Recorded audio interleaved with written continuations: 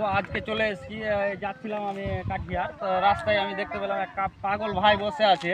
তো দেখি কিছু করা যায় কিনা, সেরকম তো ক্যাশ আমার কাছে নেই। পাগল না, একটু বিকলেন তাও একটু মানে পাগল টাইপের লাগছে দেখে। হ্যাঁ, কথাও সেরকম ঠিকভাবে বলতে পারে না।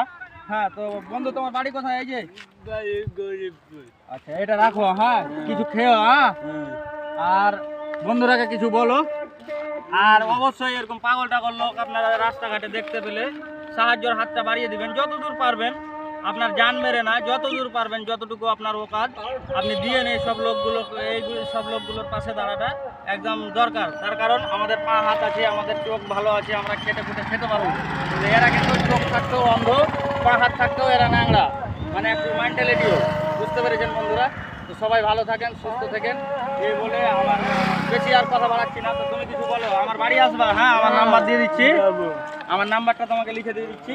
আমার বাড়ি যাবা, কোনো জিনিসের প্রয়োজন হলে আমাকে ফোন করবো, আমি সাহায্য করার চেষ্টা করবো তোমার জন্য। ঠিক আছে ভাই?